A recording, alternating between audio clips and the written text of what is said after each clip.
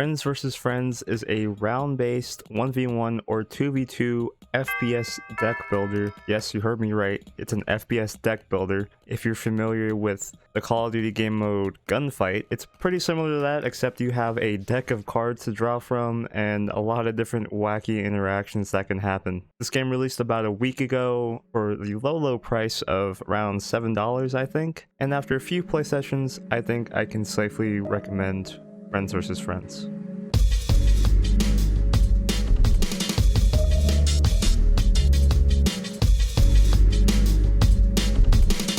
First thing I really love about this game is how much style is oozing out of it. You have crunchy graphics, beautiful weapon models and character models, and the just general feel of the game is really slick and really tight. All the characters are anthropomorphic animals. They're all pretty cool and honestly pretty dripped out, not gonna lie. And the environments are just beautiful. The game wasn't that hard to run for me. I have a pretty good computer. I don't think it would be that hard to run, but it ran pretty flawlessly for me. The animations for the guns are great as well. They feel punchy, they have good sound effects, and it's just a great cartoony vibe.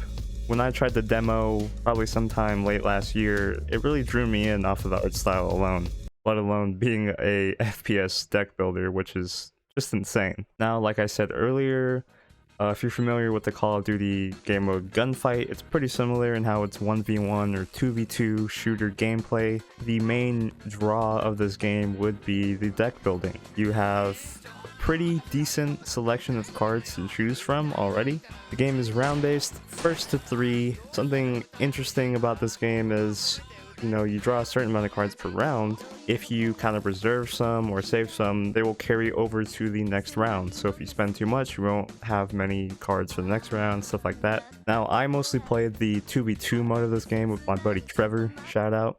Some of our game plan kind of revolved around the amount of cards in our hand. You obviously want to win with using the least amount of cards so that you can have an advantage in certain rounds. And there's definitely a certain mind game there when you can see, like they use a lot of cards this round, they're not gonna have that many next round, maybe we can save some, or maybe if we're 2 rounds ahead, you can save cards for a round, don't use anything, and then just easily take the next one. Really offers like a dynamic, like round to round type of gameplay. I really love the round by round theory crafting that can happen. As I was playing with my friend, we kind of learned more strategies and things you can do, like shooting bombs midair or timing cards together to get a combo off. One specific thing that we did a lot was there's a card that makes both of you invisible, and then we would just jump on the same guy. It gave us a free kill every time we did that, which is pretty awesome. There's honestly a lot of space to mess around and do different strategies from. If we're taking the Halo thing of talking about the sandbox, I think there's somewhat of that philosophy in this game as well. There's a lot of ways to interact with your cards and the opponent, and while I don't know if people play as reactive as the design seems to be, it kind of seems like you play based off your own hand, but not really off what the opponent's doing. Maybe as this game brews a little bit longer, there will be more set in stone strategies, but I really like this opening period of people just doing whatever and just fucking having fun playing with random ass cards. I think it's really cool. I will say the movement was a little hard to get used to. It's kind of like a really one-to-one pixel perfect movement, which kind of seems overwhelming for tracking people, but I kind of got used to that pretty quickly. The selection of maps is pretty interesting. You have a lot of different moving parts in certain maps, like the train station, or you have really claustrophobic maps like trucks, which is the smallest map, and if you jump off, you just die. Balance-wise, I don't really know, to be honest. It seems like there's a few archetypes you could lean into, but overall, the main deck I was running was based off the character I was using, which all the characters have different passives. Other than that, there was some cards I thought were just not good at all, like the trash one or the ice block, because it just didn't seem very useful to me. Meta-wise, I don't really know, to be honest.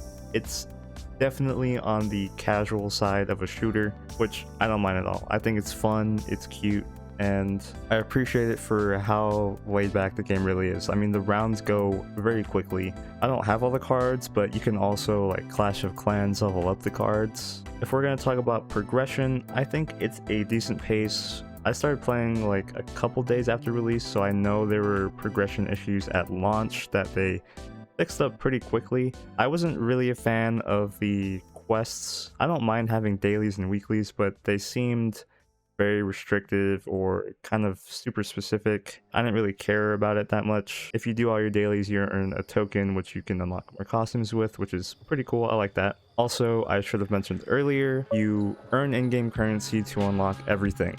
There's no outside purchases or microtransactions. I think they have mentioned somewhere in the description about expansions in the future, which is pretty sick. And also in the Steam community page, they're already revealing free content updates that will be coming in the near future, like pretty soon actually, which is pretty sick. I'm glad to see that they quickly have somewhat of a cycle coming up.